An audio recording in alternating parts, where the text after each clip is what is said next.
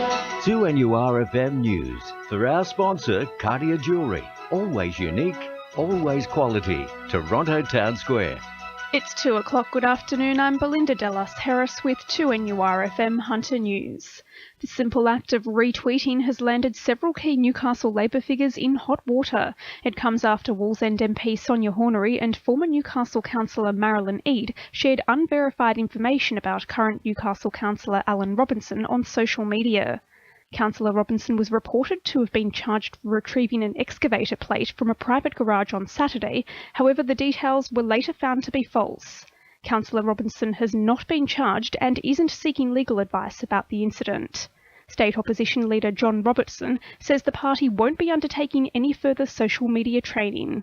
I think it's just a matter of saying to people that you need to be careful about what you write on Twitter. I don't consider retweeting something the same as if you would have written it yourself.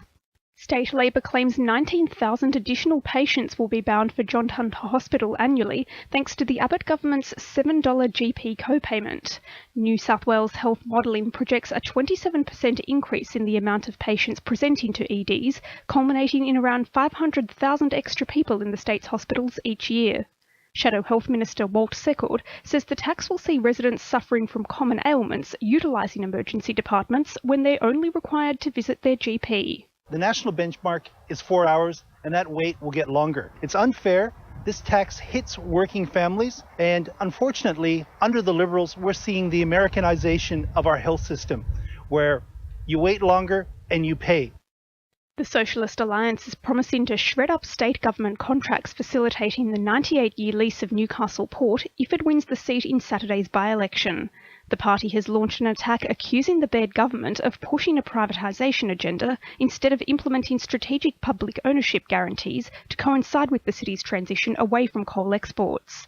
By-election candidate Stephen O'Brien says it's time to focus on Newcastle and end the dodgy dealings. People are all entering into this question about what the proceeds or how the proceeds should be divided up. I don't trust politicians. I don't trust them to actually give Newcastle what it really needs in terms of infrastructure and essential services. I think this sets a very bad precedent.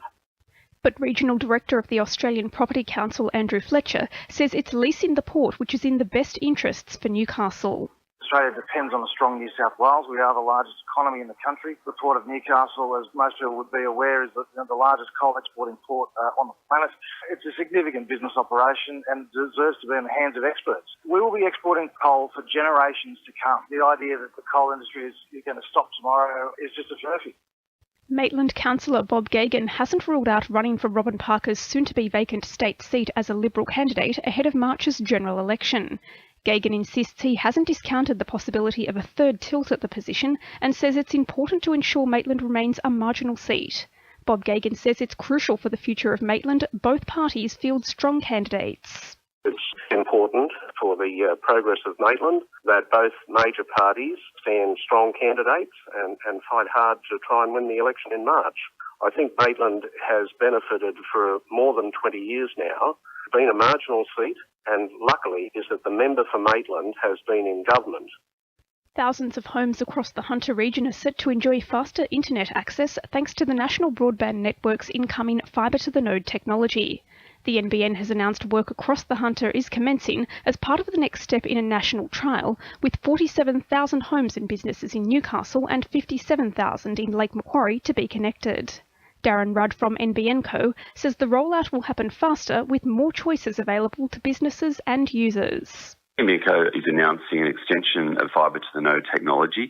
This is going to bring faster delivery of the network and all the benefits that will come from that. Fibre-to-the-node technology enables us to build on existing infrastructure to roll out the network faster and provide consumers and business with more choice in terms of the offerings available. In finance, the All Ords is up 46 points at 53.06 and $1 Australian is buying 87.86 US cents. Now with sport, Sarah Giuliano.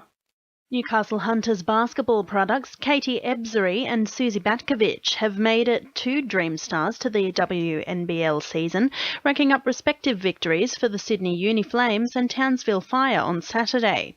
Ebzery is celebrating after scoring a team-high 19 points for Sydney in their nail-biting 73-70 win over the Canberra Capitals, while Susie Batkovic contributed 11 points and 10 rebounds in Townsville's 70-67 triumph over two-time defending champions Bendigo Spirit. 17-year-old Western Bears attacker Jai McKellar has confirmed he's leaving the pack ahead of next year's Northern New South Wales NPL season after signing on the dotted line with the Maitland Magpies. Newcastle Mayor Lucia Valentina has improved her Melbourne Cup odds after claiming 3rd place in Saturday's Caulfield Cup, and golfer John Onions is hoping to go one better at today's Maitland Pro-Am after finishing runner-up in last year's tournament. That's sport. I'm Sarah Giuliano. 2 in your RFM News Time is coming up to 2:06.